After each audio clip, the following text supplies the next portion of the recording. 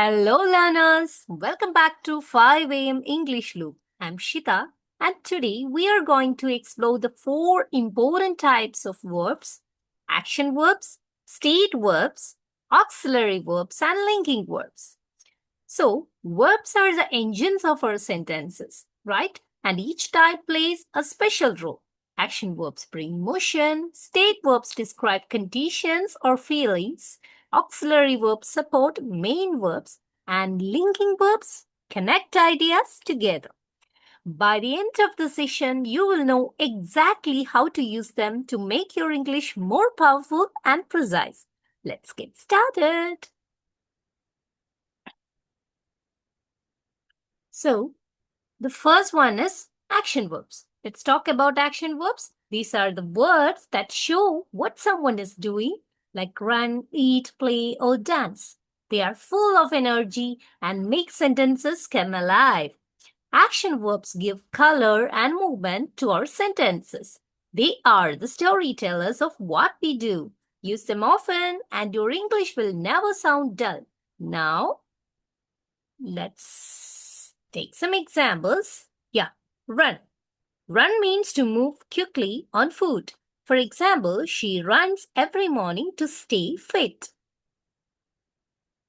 Jump, to push oneself off the ground. For example, the children jumped over the puddle. Write, to form letters or words on paper. For example, he wrote a letter to his friend. Sing, to produce musical sounds with the voice. For example, they sang their favorite song together. Got it? Eat, a common one, right? To put food in the mouth and chew. For example, we ate lunch at the new restaurant. Climb, to move upward using hands and feet. Example, she climbed the tall tree quickly. Speak, to talk using words. For example, he spoke confidently in the meeting. Throw, to send something through the air using arm. For example, she threw the ball to her dog. Dance, to move rhythmically to music. For example, they danced all night at the party. Drive, to operate and control a vehicle. For example, he drives to work every day.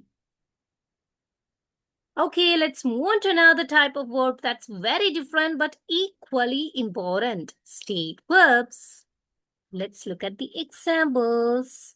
Okay, before that, do you know what are state verbs? So basically, unlike action verbs, state verbs don't show movement. Instead, they describe conditions, emotions, thoughts, or ownership. Words like know, believe, love, own, and belong fall into this group, okay, into this category of state verbs. So, state verbs may seem calm, but they are just as powerful. They help us express feelings, thoughts, and situations. The still side of life in language. And now, okay, now look at some examples like, yeah, no. The first example is no. No means to be aware of something. For example, I know the answer to this question. Next one is believe, to accept as true. For example, she believes in hard work. Like, to feel pleased with something. I like chocolate ice cream. What do you like the most? Okay, need. Need means to require something. For example, we need more time to finish the project. Belong. Belong means to be the property of. Like, this book belongs to my sister. Okay, this bag belongs to me. Like that. Okay, yeah. Now let's move to another category, auxiliary verbs. Okay, also called helping verbs. They don't carry meaning on their own, but work together with main verbs to form tenses, questions, or negatives. For example, is running, has eaten, will go. Common auxiliaries are is, am, are, has, have, will, and shall. Auxiliary verbs are like the backstage crew in a play. Okay, you don't always see them in action, but without them, the sentence won't work smoothly. Okay, get some examples now. Yeah, be, the basic form of auxiliary verbs. Be, used to form continuous tenses and passive voice. She is reading a book. She is reading a book. Have, used to form perfect tenses, like I have finished my homework.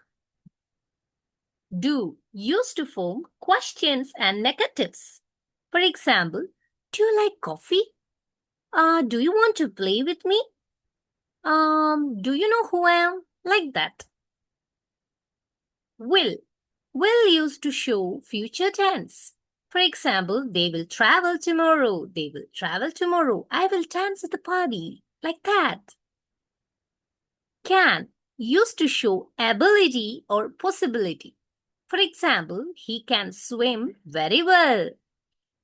She can dance to the song beautifully, like that. Okay, so linking verbs.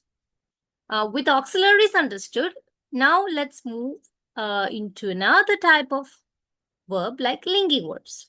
Okay, these verbs don't show action or states. Instead, they act like bridges, connecting the subject of a sentence to more information about it. Common linking verbs include am, is, are, was, and were.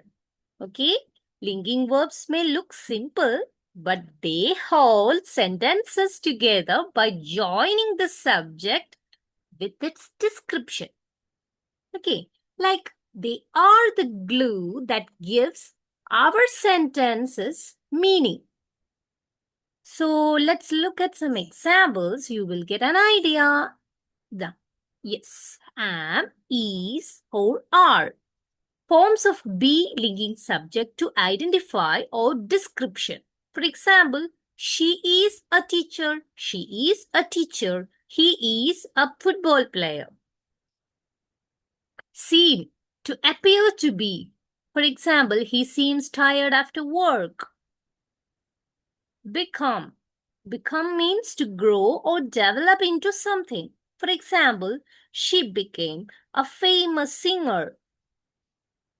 Appear, to give the impression of being. For example, the baby appears happy. Feel. Feel means to experience an emotion. For example, I feel very cold today. Okay, so now you have met all four types of verbs: action, state, auxiliary, and linking verbs. Each one is unique, but together they shape the way we communicate. Keep practicing them in your own speaking and writing, and you will notice your English becoming sharper, clearer, and more confident every day. Okay? So this is Shita signing off from 5 a.m. English Loop. Don't forget to like, share, and subscribe for more simple and powerful English lessons. Okay, see you in the next video. Bye-bye.